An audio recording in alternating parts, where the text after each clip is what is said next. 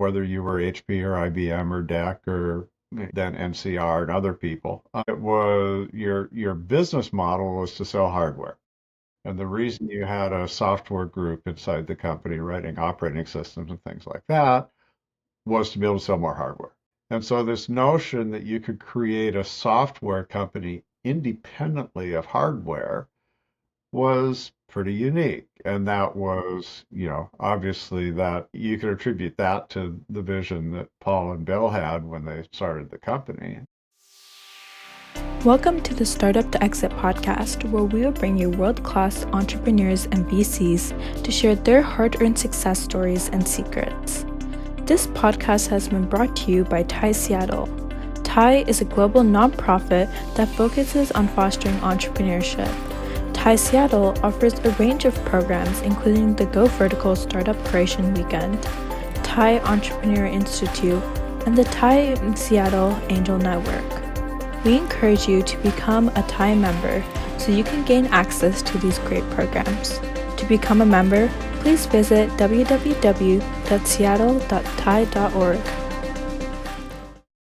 Hello, everybody. Welcome to another episode of our podcast From Startup to Exit. I'm here with my co-host Shirish Nadkarni. My name is Gowri Shankar. We both serve on the board of TIE Seattle, which produces this podcast.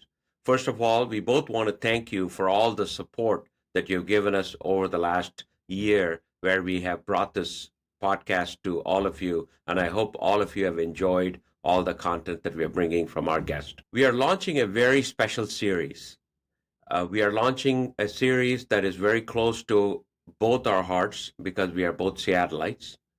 Microsoft just turned 50, and as a tribute to the company and the impact it's had on the world and our city, we are going to talk to some of the very early executives who shaped and grew the Microsoft brand to what it is today. I hope all of you enjoy it. We will be talking to many of them, and over the time, you will learn a lot of things about the early years of Microsoft. Thank you all, and hope you enjoy it.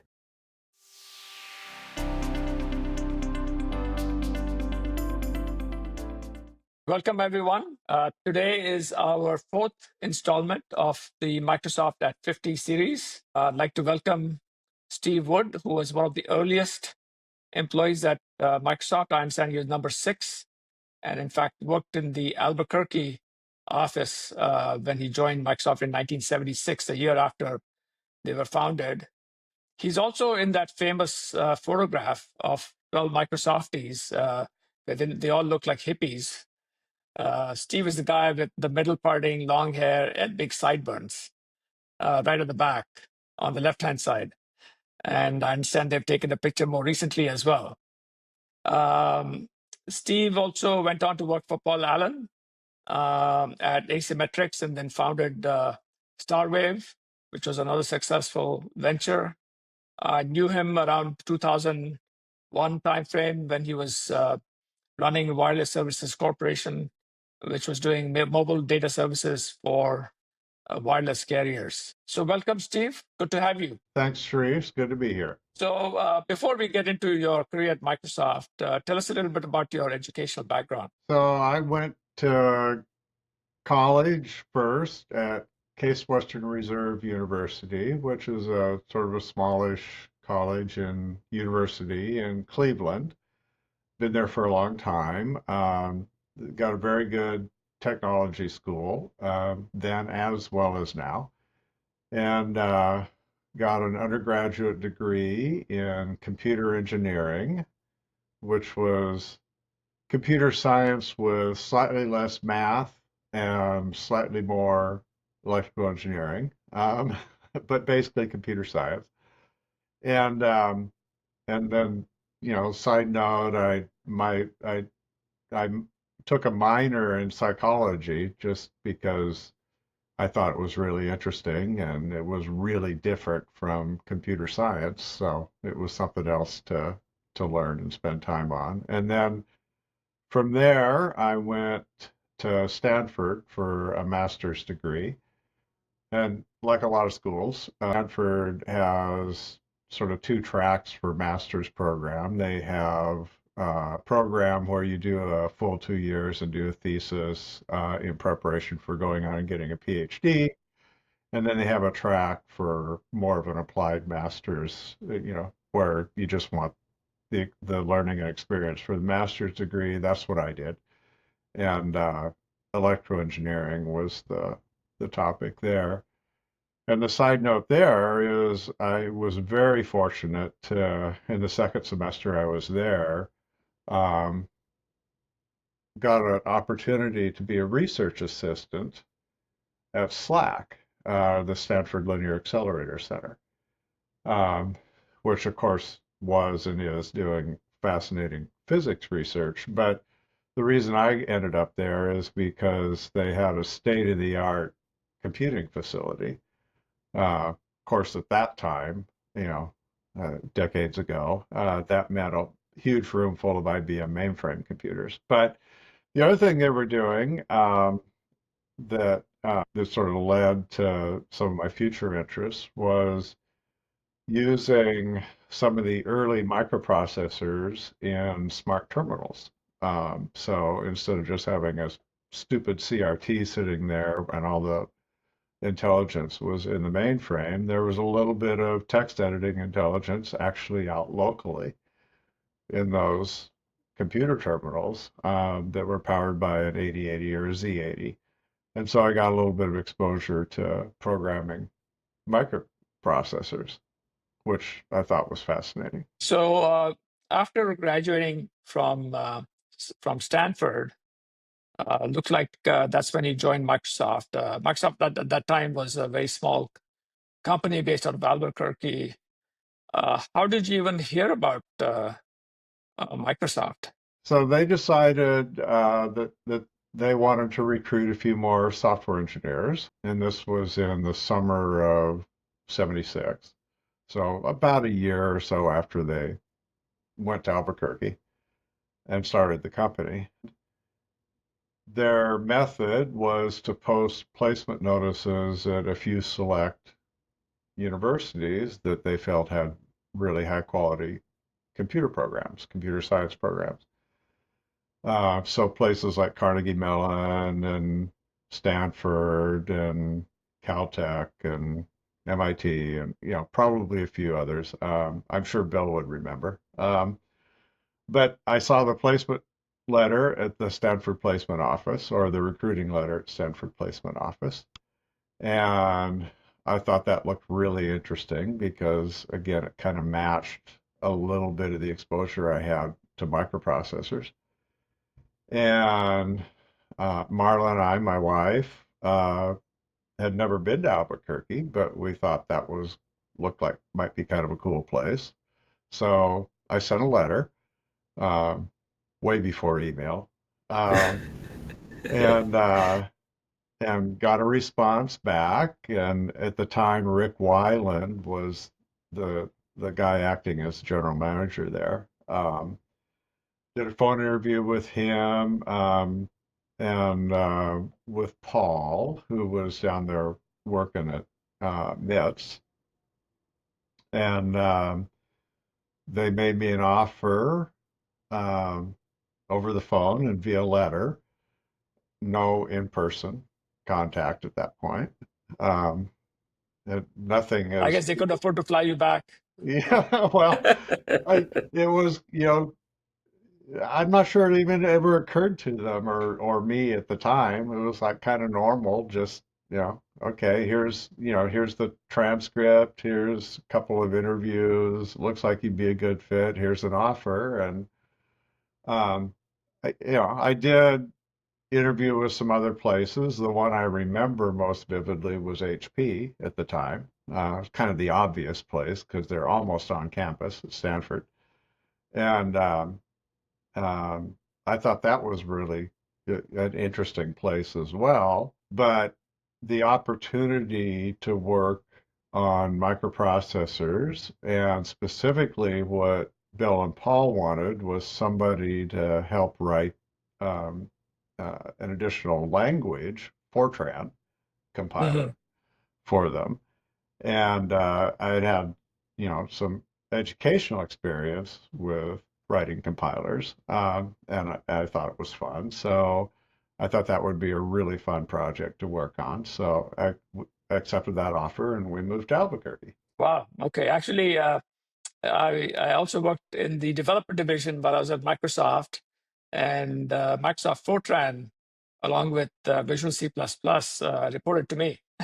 Oh, well, okay, there So you go. there might have been some code that was still there from what you had written after maybe Yeah, this was in 1992.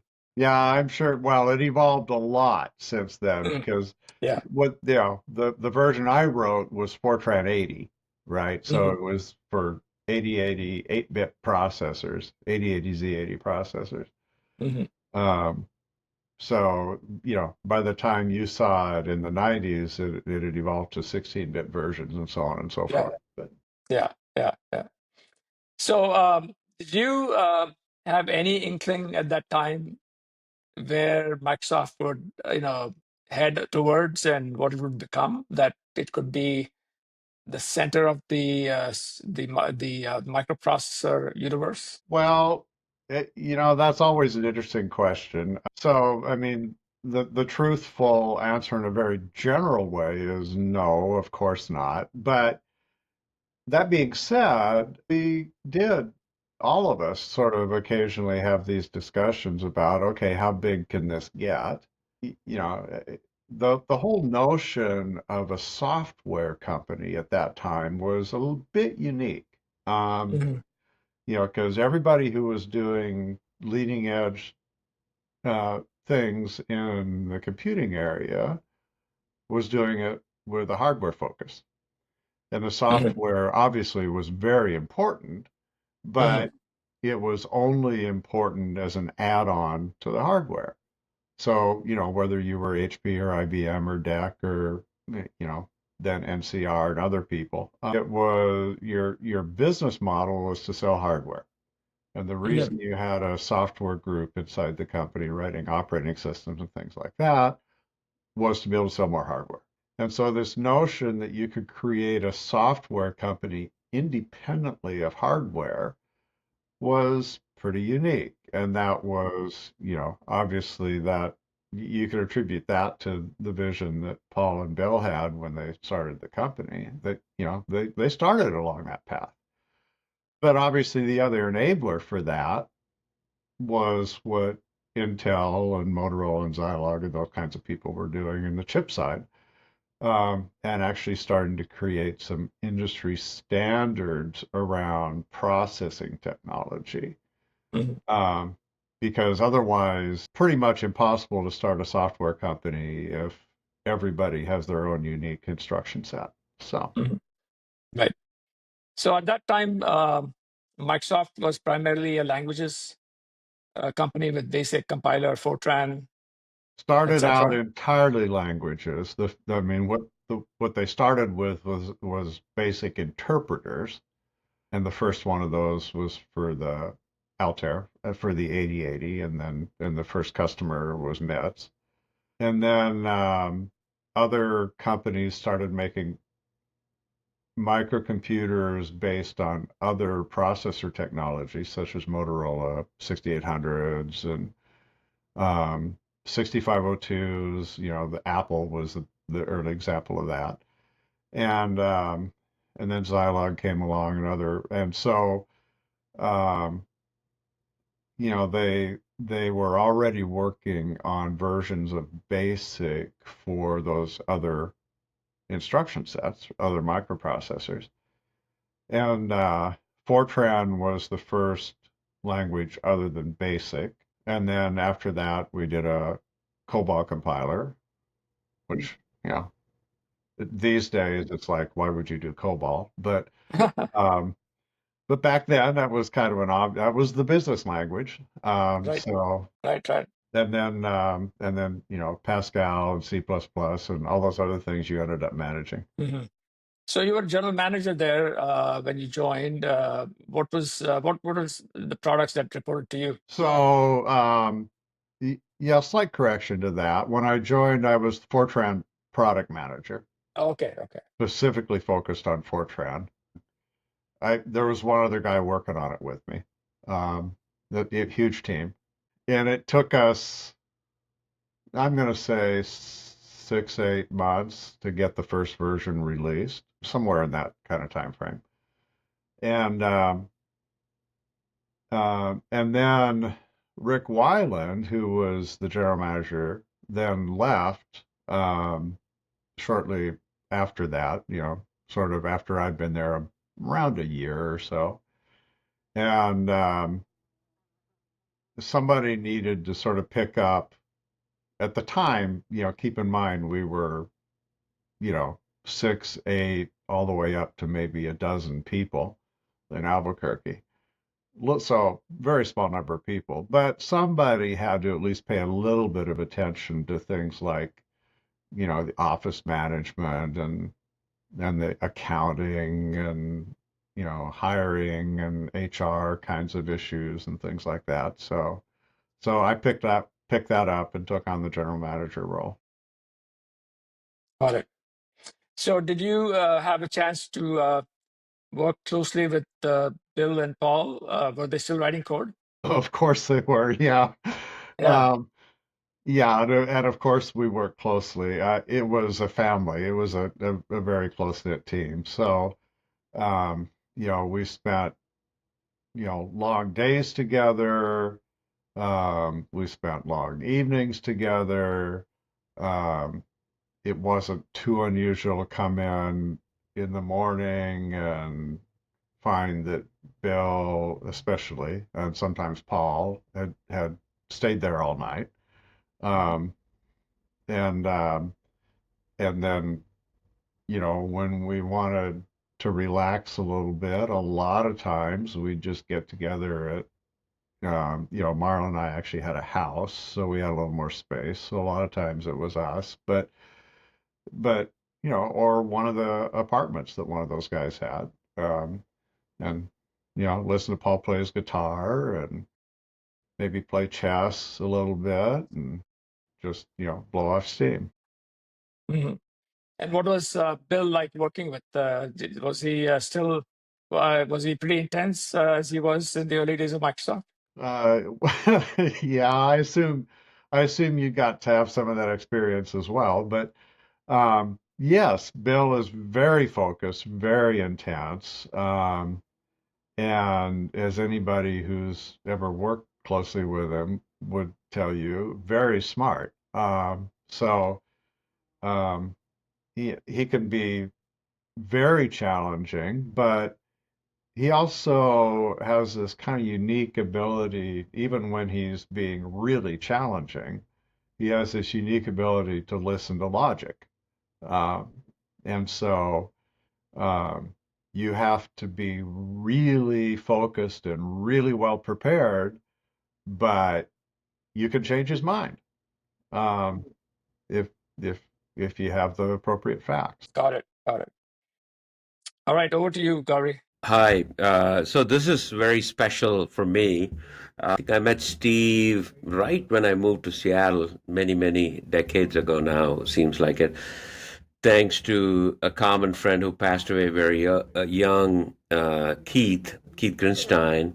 And Steve had by then spun up wireless services for a few years. And I was very fortunate to have met Steve and for Keith and Tom, who also passed away, to have convinced me that I should go work for Steve. So I've enjoyed it. I still talk to Steve a lot, learned a lot. Steve, there have been many stories you've shared in many of our travels, but sort of uh, move back a little bit to the days in Albuquerque and the decision to move out of there to somewhere else. I mean, you could have moved to Silicon Valley versus state of Washington. Other than Bill and Paul having grown up where, but there should have been considerations of hiring talent, right? There was not the kind of talent here in quantities compared to Silicon Valley? What was the driving factor? Actually, talent at the end was sort of the driving factor, however, in a slightly different way. So yeah, Bill and Paul um, originally were from here, and coincidentally, I had grown up in Seattle as well, so it was kind of attractive to me. But really, we looked very hard at Silicon Valley as well as New York area, the East Coast, because Hmm. that's where our the two largest sets of customers were uh, at the time, and it was sort of the obvious places. And Silicon Valley with all the talent in the universities, and the East Coast has some of that too. Um, but the other side of the talent discussion that actually um, turned out to be what drove the decision to Seattle was Silicon Valley, even in 1978, which was the time we were making this decision, was very competitive. So, yeah, lots of talent, lots of graduates, lots of universities, but also lots of companies and a reputation that people change jobs a lot. And there was a lot of, cherry picking of talent between the companies down there. And so, and you ended up also paying more for talent because even back then the cost of living was higher. So the trade-off was, you know, there's a good set of around University of Washington in particular. There's a great education atmosphere here in this area, and at least to start growing. And Boeing was here, so there was lots of engineers around Boeing.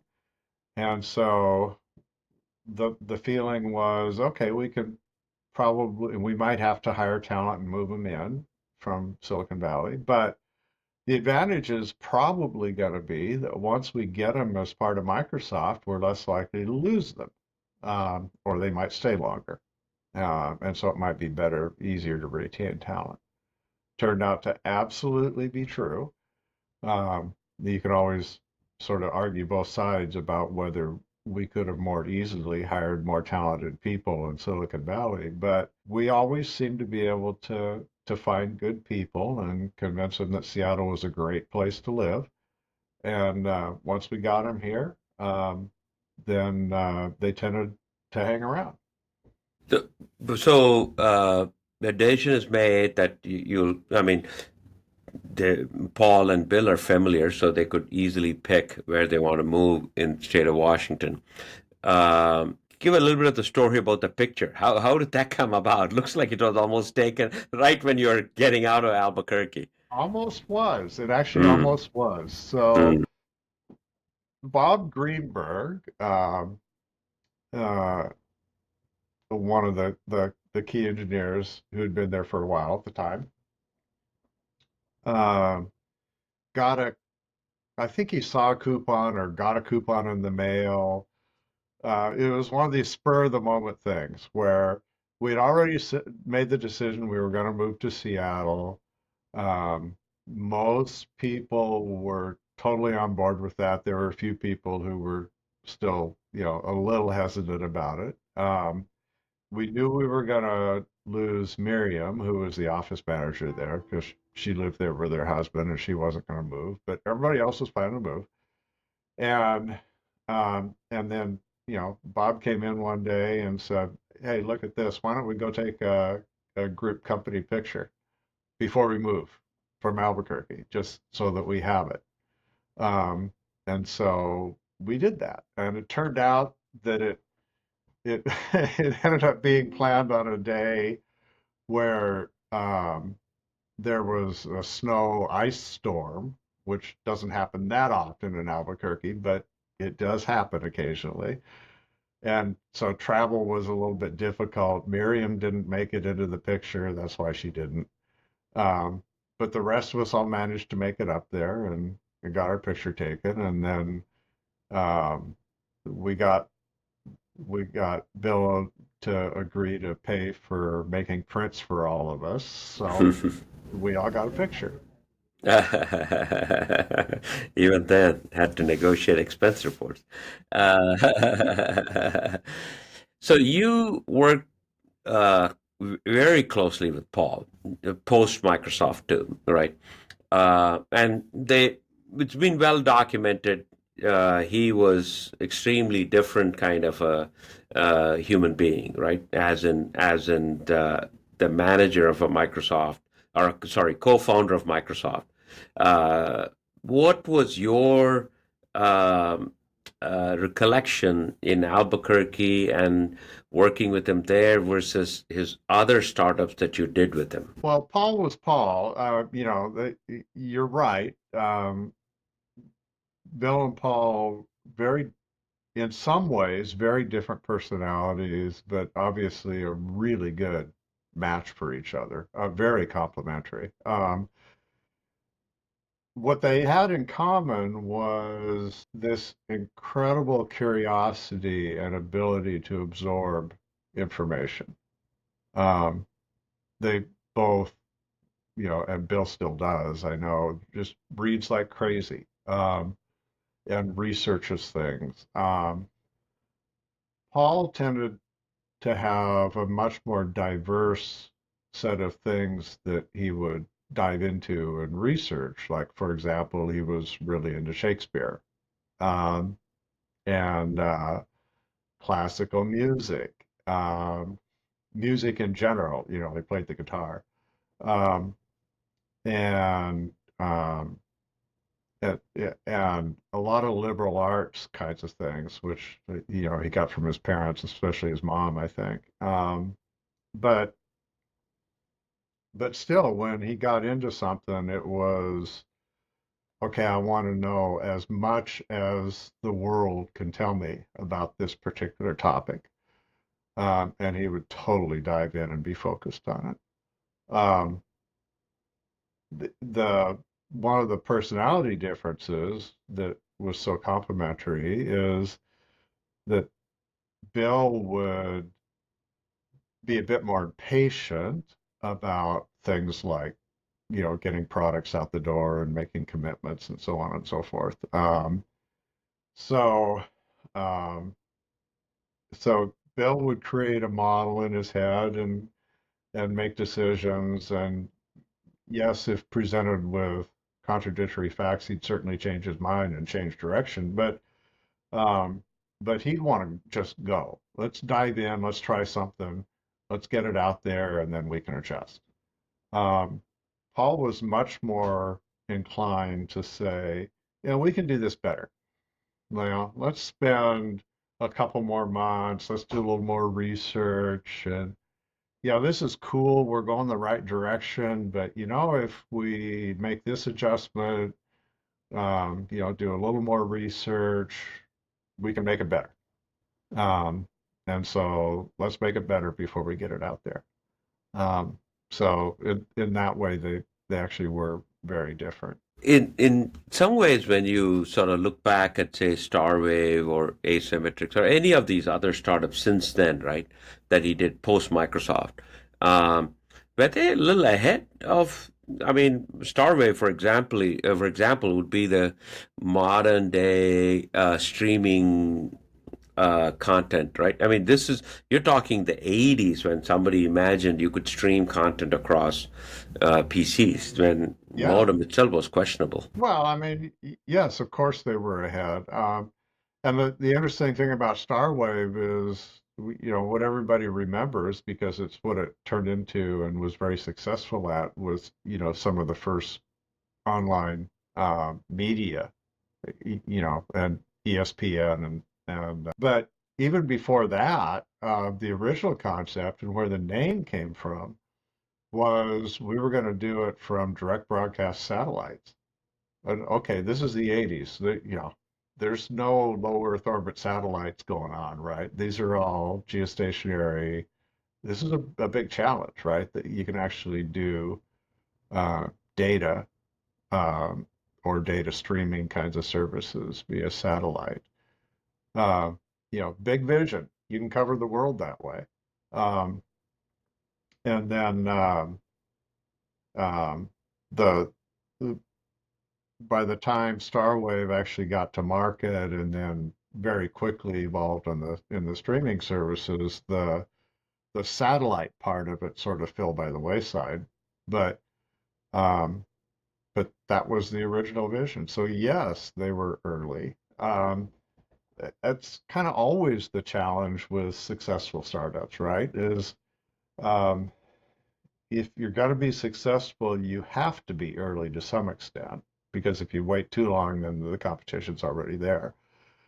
But startups, almost at least everyone I've been involved in is to some degree always been early. And then the challenge is, okay, how do we adapt and survive long enough for the market to catch up with? So applying that back to Microsoft, right? So the two of them decide they're going to do this company, do this startup. At that time, as you articulated, there was no independent software company. There were hardware companies that bundled software, and so the reason that they thought that could work at that time was what, in Albuquerque especially, because there was no clear path at that. The reason that they thought it would work was actually the reason that it turned out it did work, which was it's the whole vision, the ability to look at the first microprocessors that were coming out and to then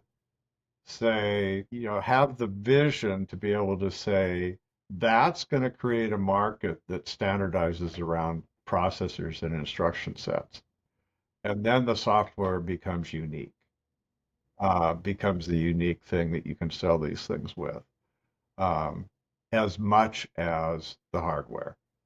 So, hardware is obviously always important, but um, it is, in a lot of cases these days, it's sort of become more of the commodity.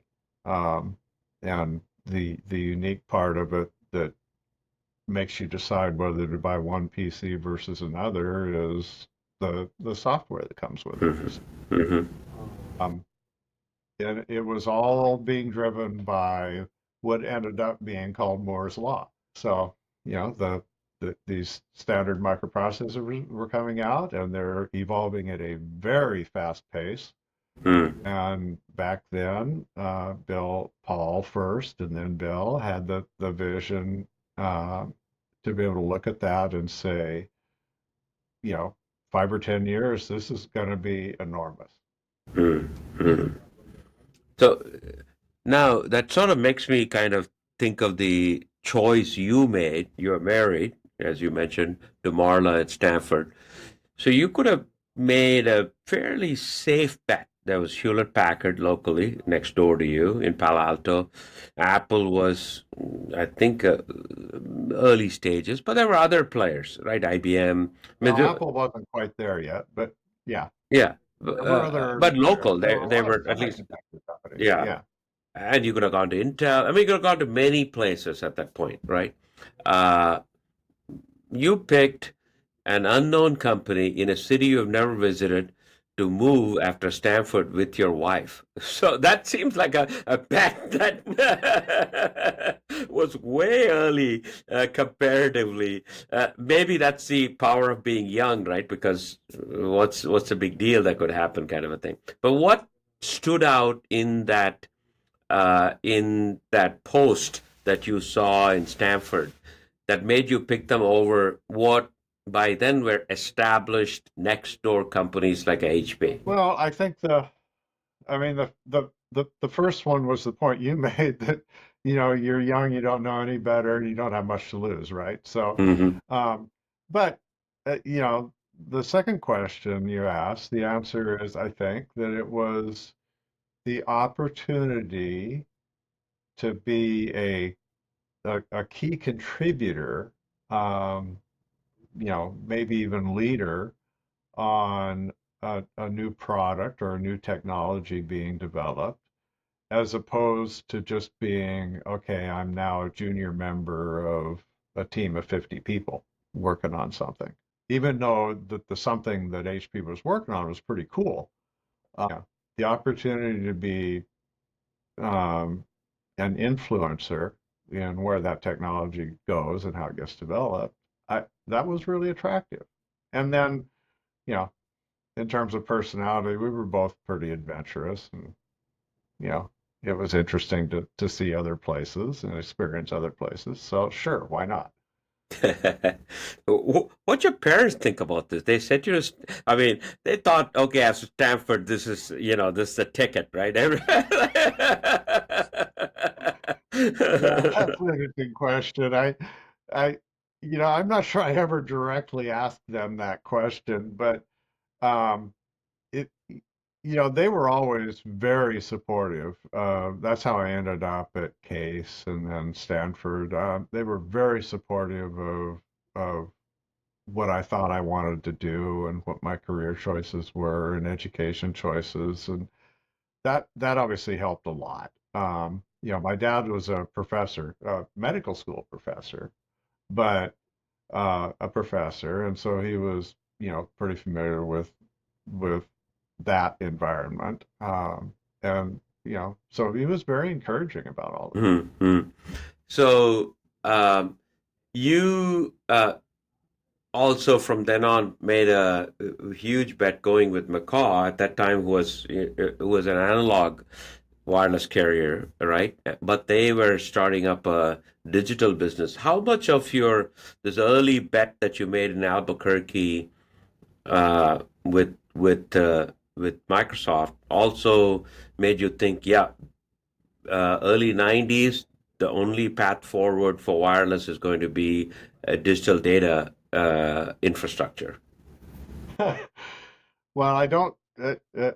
I think honestly, I don't think at that point I said the only path forward. However, Mike McCaw was a pioneer, and they had the first sort of packet data network that they had already rolled out before text and SMS became standards, and um, and then Tom Alberg, very important um, it, for it sounds like both you and I, and had this group that was focused on wireless data. And again, this was 1990, so or 92. This is very early. And the group was well funded inside Macaw. Macaw was a very entrepreneurial oriented company, even though by then it was already reasonably big. Um, and it was an opportunity to then say, okay, let's see where this new stuff goes. Wireless is new. This whole concept of, as Craig McCaw used to describe it, the phone being a personal device instead of a location-based device.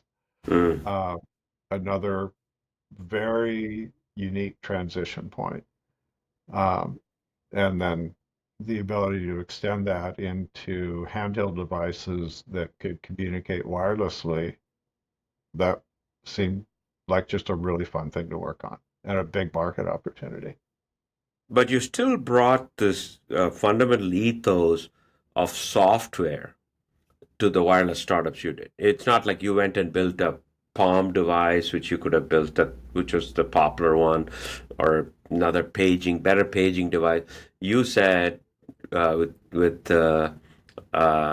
your journey on wireless startups, software was the most important part, and device was, there to be a delivering agent, so to speak. Was that ethos well rooted because you started in Microsoft, as opposed to if you had gone to HP, would you have become a hardware engineer? Yeah, that's a good question. I mean, obviously, the whole transition, it made it an easy transition. The whole experience at Microsoft, and with then Asymetrix and Starwave being focused around software and content, or software and data. Um, and so it was by then it was just pretty intuitive for me to say, oh, okay, this is cool that Macaw has this wireless infrastructure and the ability to send data around it. Now, let's figure out what the value add is on top of that, the software. But it was really more about content than software. The software that enables content. And so it was just a natural extension of where I had come from. But do you think that it's been well recorded, right? AT&T chose not to acquire those assets or spin it out for a lack of a better word. While they had the same exposure, I mean, by the 90s, Microsoft was a force. Shirish knows well. I mean, at that time, he shepherded the Hotmail acquisition, so it wasn't unknown. What do you think that they missed that Microsoft, by 20 years into their existence, had got it by that software was the driver? They just came at it from a totally different perspective. AT&T was a carrier. Um, they came at it from the regulated landline carrier business, phone business, and that's what they understood. They had built a very large company around that. Now that being said, they had a very innovative research lab in New Jersey that was doing a lot of fascinating stuff. But their core business was voice calls, and Hmm. let's do the best job we can about building on a network that Hmm. enables uh, telephone calling. And they recognized the transition to wireless and took advantage of that, and were successful at it. But the reason that we spun wireless services out when they acquired Macaw was because the whole data business, at least the content and software side of the data business, was pretty foreign to them. It was not something they were focused on. Mm, mm. So, you were there from the very beginning at Microsoft. So when you look at them celebrating 50 years now and still being extremely relevant, I mean, they are the most relevant company on the planet at this point. They touch every human. They're in everybody's lives and everything we do. Was something that they did then that is so core to their DNA that they reinvent on a regular basis to be relevant today? Is there something you Yeah, could I don't know. recall? That's an interesting philosophical question. I mean, I had the opportunity a few weeks ago to go to an event that where and say hi to a few of those folks like Steve Ballmer um, and I think we'll get the opportunity this summer to try to get the remaining group members from that original picture back together. But what Microsoft is so yes, of course, Microsoft had the advantage of all that great early experience and making good decisions. But it's been 50 years, and the company is huge.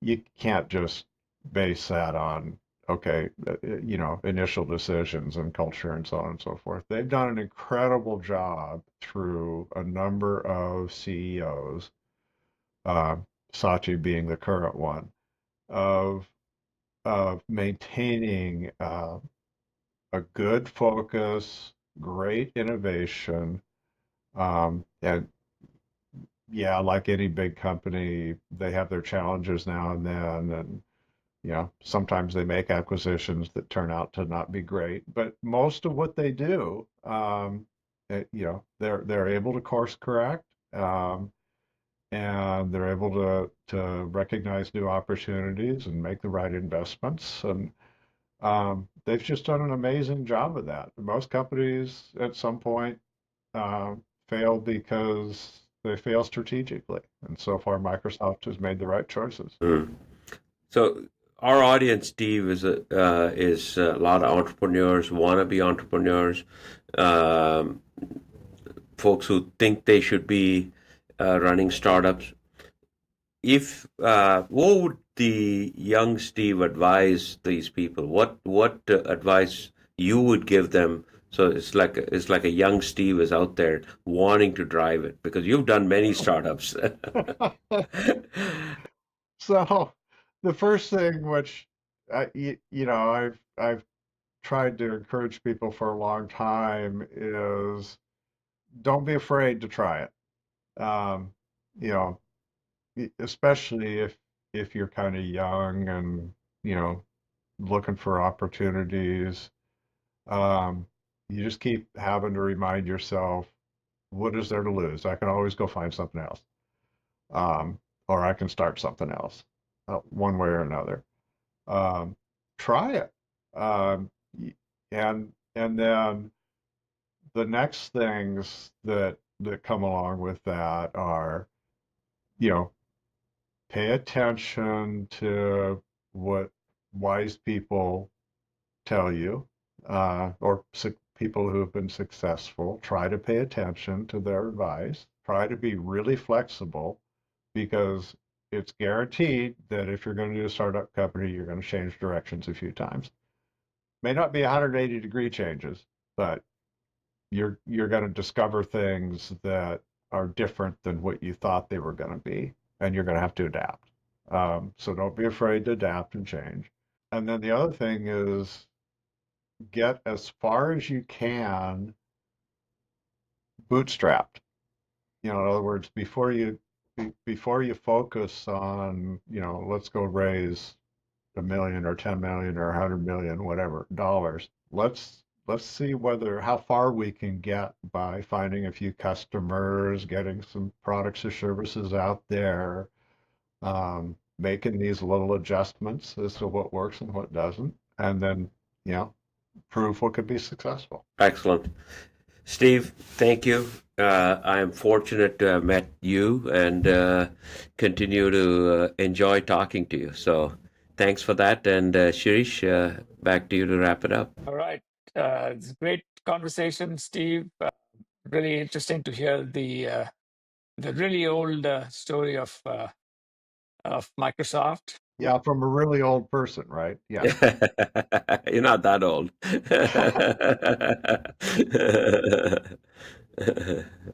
No, I read Bill Gates' a recent book about his journey all the way to Microsoft at Albuquerque, and I thought it's he, fascinating. Yeah, yeah, it's a fascinating book. yeah, he sent me a copy of that. I thought he did a very good job with that book. Yeah, his memory is remarkable.